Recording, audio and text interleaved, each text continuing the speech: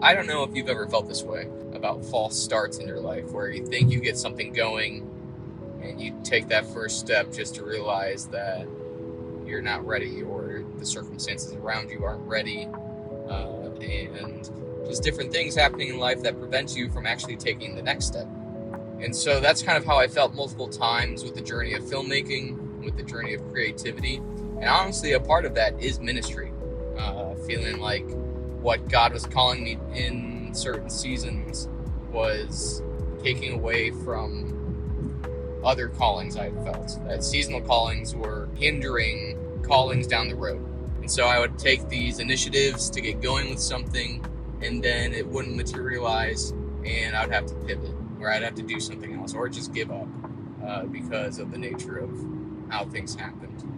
And these false starts can really start to drain you after a long time. It can kind of make you feel like it's not worth the effort, that it's not worth pursuing, that maybe you heard from God wrong, and maybe you did, and maybe you didn't.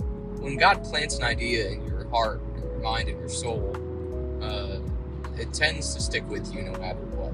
Even in the face of disappointments, even in the face of false starts, even in the face of God calling you to something in your current season that is actually hindering you from advancing into what He's calling you into the future.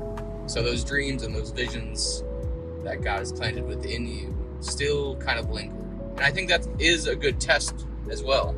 If you're someone who is confused in this season of not knowing what to do with your life, or feeling discontent but not knowing how to fix or solve your problem, and you think back to ideas that you've had, and I think the ones that come back and the ones that stick with you and the ones that give you a little spark are a clue into the direction that God will take you. And it doesn't mean that it's going to happen right away. It doesn't mean that it's going to be down the line. It's just something that sticks with you. And it's up to you to pursue God and to figure out what to do in the meantime, and also just take inventory of your life and figure out what to do with the responsibilities of the season that you're in. Something that I've really held on to lately is just the idea of the only way.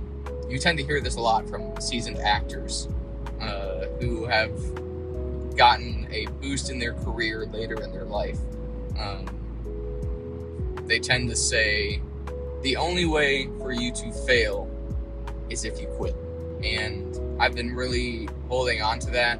And it's interesting that advice comes from the film industry. But I think it's something that a lot of people need to hear when assessing their dreams and callings that God has placed on their heart, and realizing that the only way for you not to fulfill that is if you just let it go.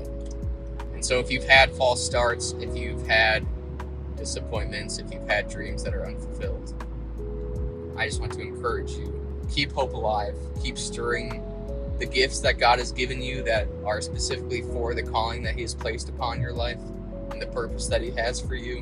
When you feel like, kind of like ministering to myself right now, but when you feel like you have doubts about what He has called you to, and if those plans are real, and you keep trying and trying, and it doesn't seem to, nothing seems to break, hold on to hope and faith that what He has planted in you is real, is true, is good, even if it's for a different season, even if it's all just a daydream that gets you by day.